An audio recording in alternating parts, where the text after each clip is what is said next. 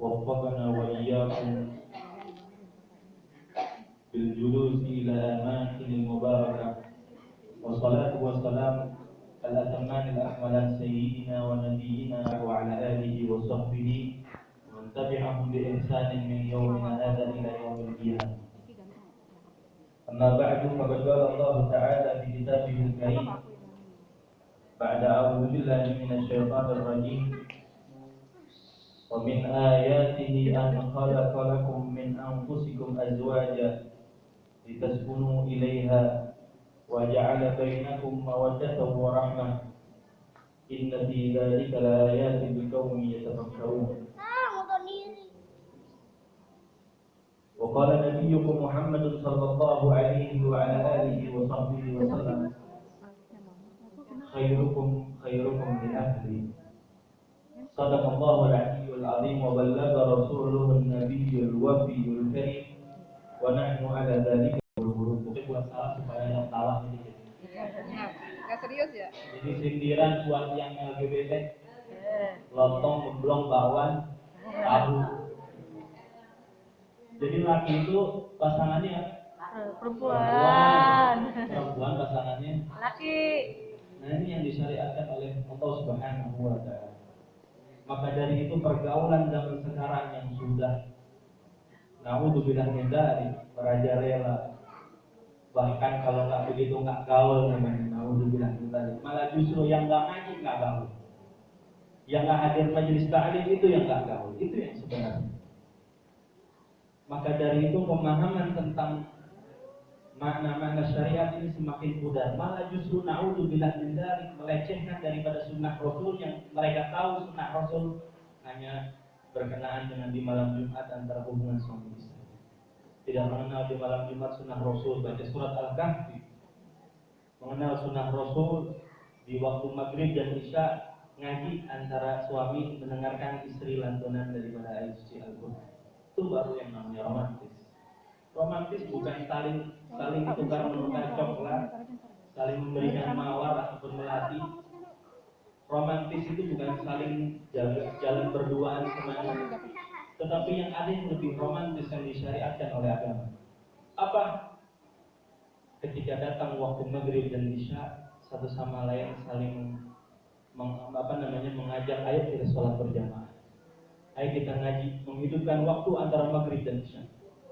Mungkin yang sudah sepuh di sini mungkin masih ingat dulu bagaimana pengalaman pengajaran daripada orang tua kita dulu. Coba-coba nyalain televisi di waktu maghrib dan isya. Pasti ada sesuatu yang lain.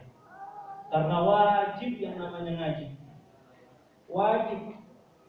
Sekarang baru tahu Pak nikmat hasilnya. Menghidupkan maghrib dan isya untuk ngaji rupanya ini. Kalau sudah rajin membaca ayat suci Al-Quran, pasti dia ingin tahu apa sih dibalik daripada tafsir, dibalik daripada kandungan amanah yang Allah Subhanahu wa Ta'ala berikan kepada kita.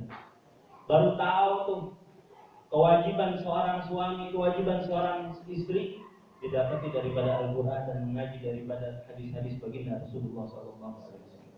Yang romantis ketika ada di salah satu daripada kampungnya itu majelis ta'lim, baik yang kaum ibunya diajaklah daripada istrinya itu, ayo hadir majelis ibu-ibu.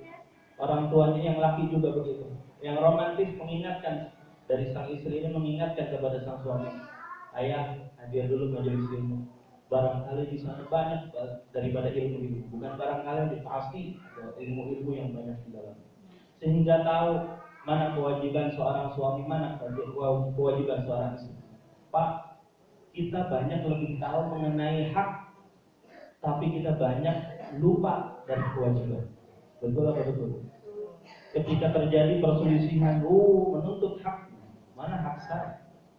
Tetapi dia lupa. Sampai di manakah kewajiban saya seorang suami atau kewajiban saya seorang istri?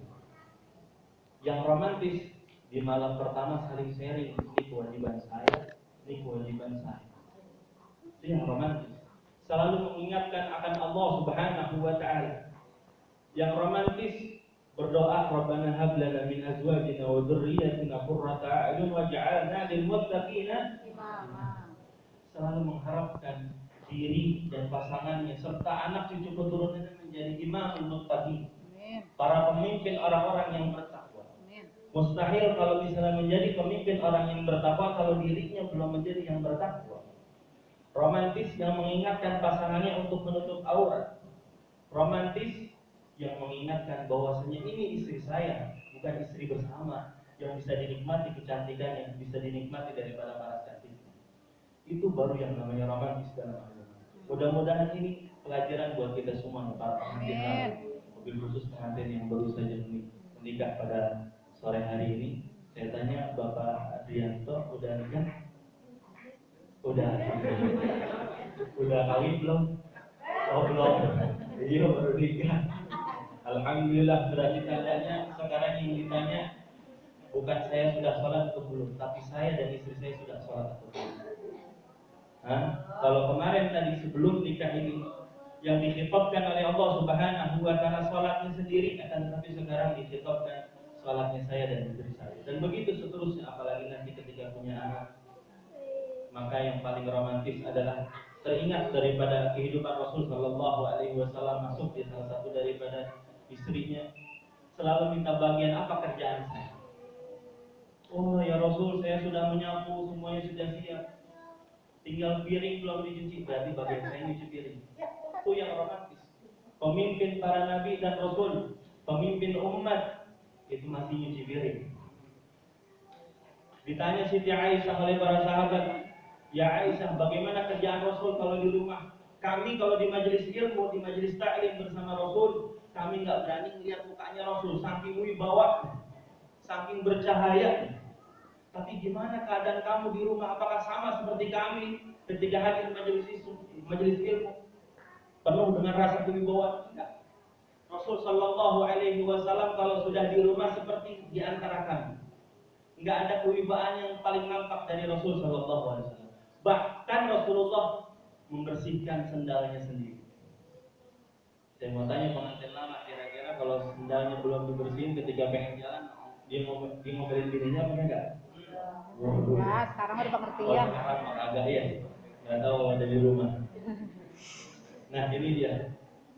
Jadi harus saling membantu, kewajiban seorang suami dan kewajiban seorang istri. Semuanya manusia pasti ada kekhilafan. Pak insya Allah saling tolong menolong di dalam kekhilafan tersebut.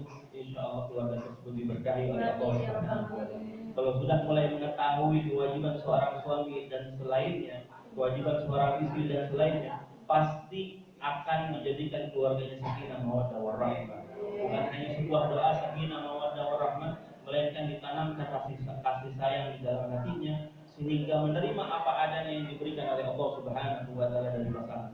Insya Allah mudah-mudahan kita diberikan akhlak yang mulia seperti akhlaknya baginda Nabi Muhammad Sallallahu Alaihi Wasallam.